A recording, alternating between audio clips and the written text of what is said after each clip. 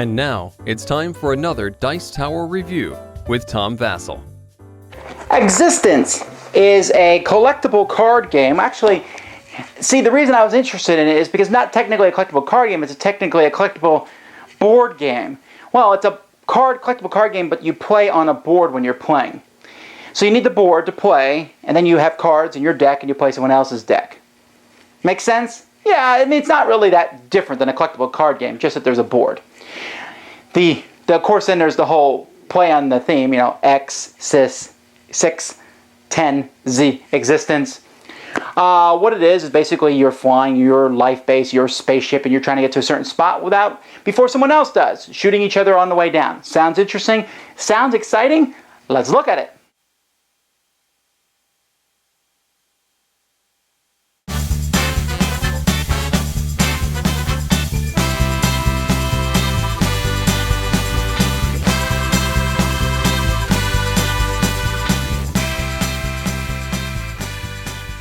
Collectible card games always come in starter decks, so you can buy one of these starter decks, and there's different boosters.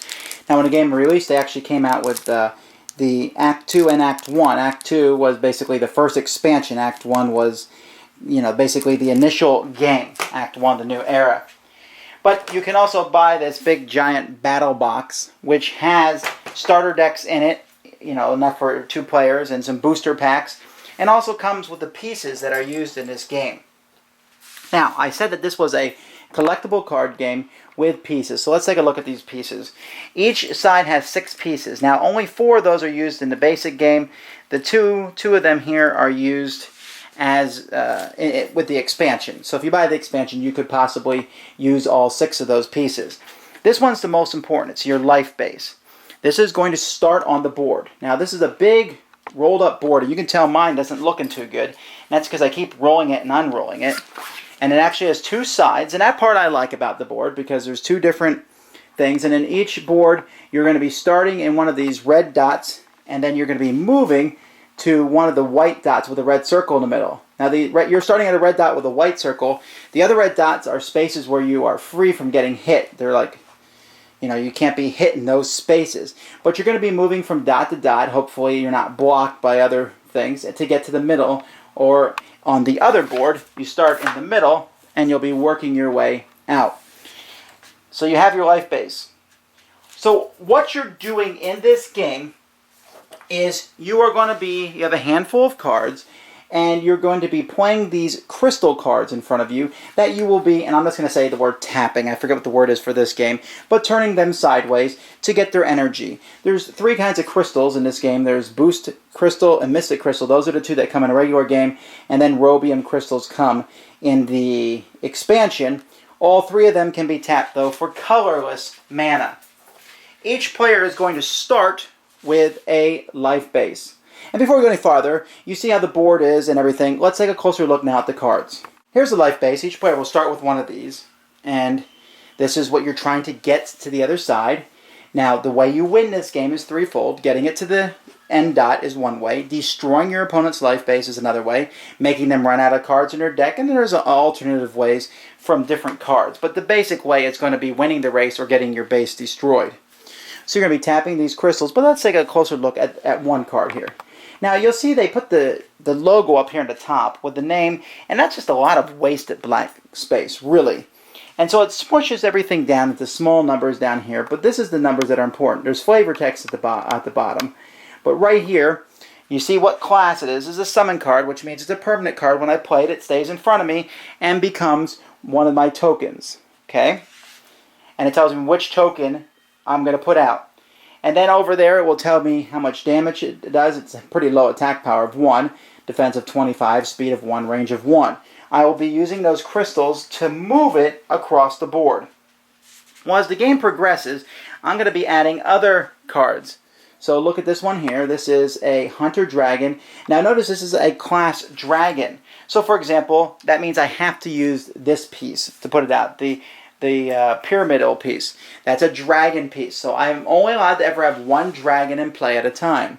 Now if you notice, the dragon has an attack power of 3, defense of 5, speed of 6. So I can use my dragon to harass the opponent's life base and destroy it. Now they're hoping to get a dragon into play too, or maybe some other kinds of ships. For example, here's a jellyfish vessel, which is a vessel, or a mystic one-man army, which is an army, or another army card.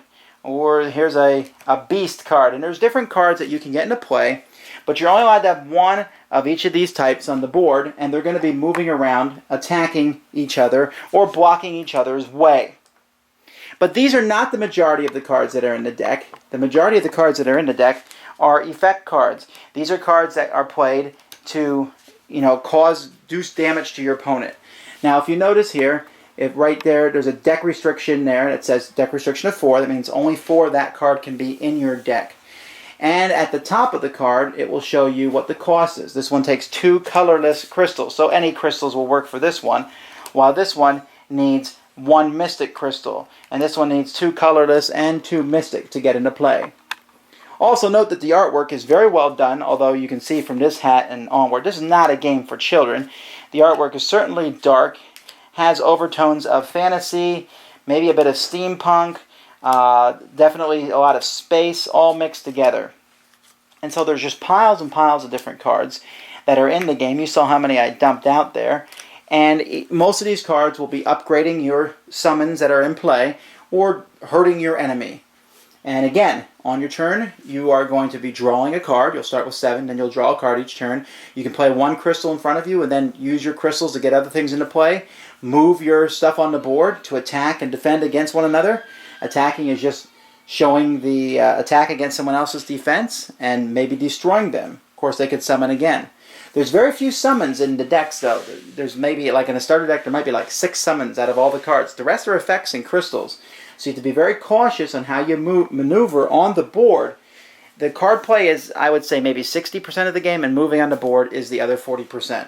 And there you have a very abbreviated way of how to play the game. Well, there you have it. I mean, there's a lot that comes with this, and obviously I didn't explain every detailed rule, but their website does a really good job. You can look at all the rules. They show you a breakdown of the cards and everything. Design, I'm not so keen on the design. A lot of wasted space in the cards, so they end up putting tiny numbers on. Why do the design companies keep doing that? I mean, you want to see big, bold numbers, but it doesn't look as cool. We're here to play a game, not look at something cool. Artwork is good, if a bit dark. It's not my style, but I mean, it's not badly done. Gameplay itself, though, man, I just can't get it. The starter decks, there were so many times where we sat there and played, and it's like, oh, I didn't draw anything I could summon, so I'm just moving my life base around. Finally, I was able to summon another creature, and then that creature went and fought another creature. Or one person was able to summon a creature faster. And you can fix that problem by putting more summon creature cards in your deck, but then, you have to get them, and there's like 1 or 2 per pack. And then the Rubian crystals that came out for the second expansion, 1 comes out in each pack, and you're going to need like 6 or 7 of those in your deck. So they're kind of forcing you to buy that many packs. So overall, the gameplay was okay. It wasn't nearly as exciting and interesting as I thought. I didn't dislike it, but overall, this is a kind of forgettable style game. And I like the space theme, but it just didn't feel like that. I felt like I was moving a few pieces around and hoping to have the better cards. Thanks for joining us today. For more written, audio, and video reviews, as well as the #1 board game podcast, check out the website at www.thedicetower.com.